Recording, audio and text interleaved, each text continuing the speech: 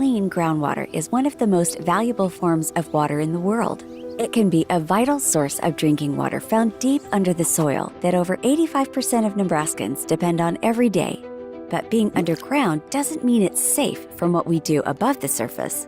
Groundwater can be polluted by chemicals that travel from the surface, through the soil, and eventually into the water table. The vadose zone is the area below the surface where that travel takes place.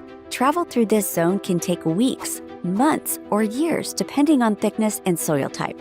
If excess nitrogen fertilizer, manure, or other chemicals are applied to crops, nitrate percolates past the roots and through the vadose zone, contaminating it and eventually local groundwater. This leaves unintended consequences for everyone using our water resources. We all need safe water to drink, shower in, cook with, clean with, and more. Since movement through this zone can take a lot of time, early detection of pollutants in the vadose zone is key to prevent issues and protect groundwater. The University of Nebraska-Lincoln's Water Sciences Laboratory is leading efforts for methods that can better monitor and protect the vadose zone and groundwater in Nebraska. We work with Nebraska agencies, researchers, and towns to properly collect and share data on nitrate to help all Nebraskans access safe drinking water. Learn the nitrate level of the vadose zone in your area by visiting nebraskavados.unl.edu. Let's work together to keep nitrate and other contaminants out of everyone's H2O, because keeping water safe and clean is a shared responsibility. Visit nebraskavados.unl.edu to start learning more today.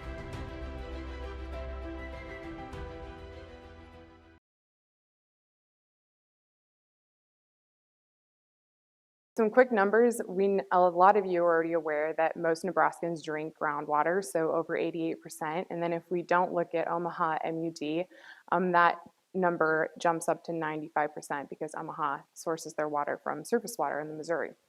So we have 598 public water systems across the state that serve 1.5 million people. And of those, 583 are small systems. So that means they serve fewer than 10,000 residents.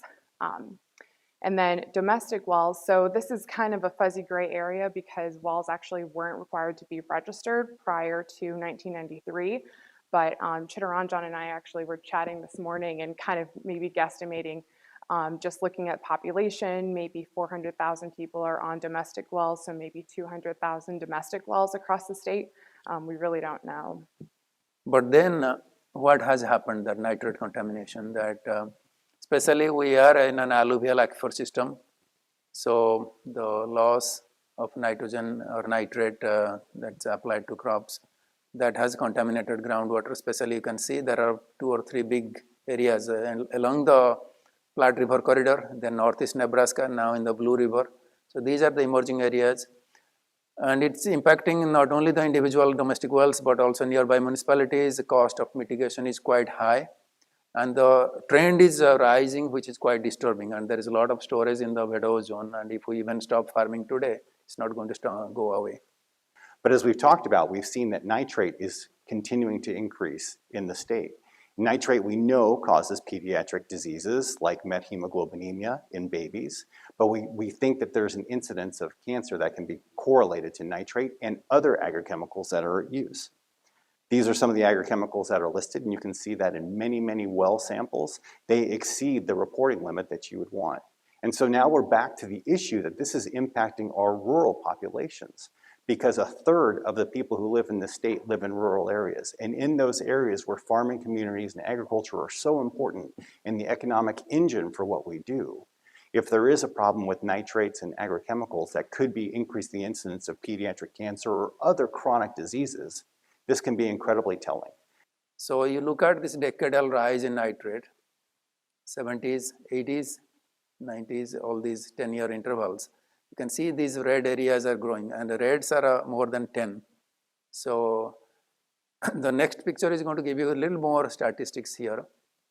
So if we divide the state into the east side or the west side, on the eastern side, of course, more irrigation. So about 40% of the land under gravity irrigation will exceed nitrate contamination, nitrate standards, and under pivot maybe 35%, but in the west a little bit less. And then the thing here is that this is a picture I got from my colleague Dan Snow.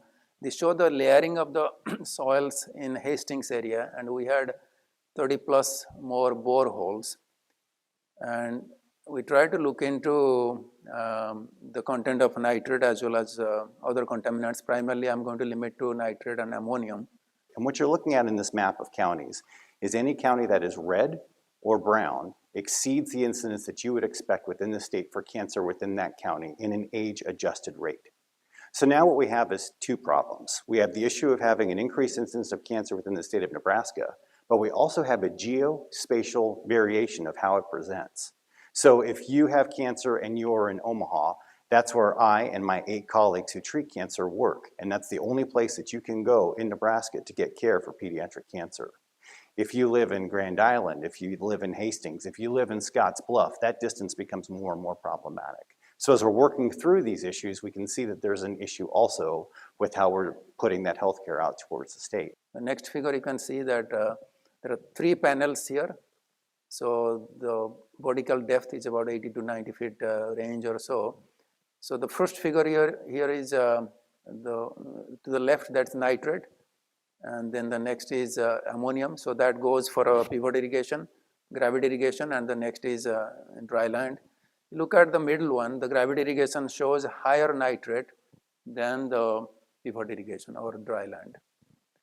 And both have high ammonium also.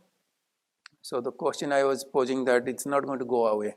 So we have to probably deal with this with a lot of questions. How did this happen? What went wrong? What are the consequences, health or economic? How can we solve the problem? What is this going to cost us? And finally, how long it will take to have that water that is safe to drink?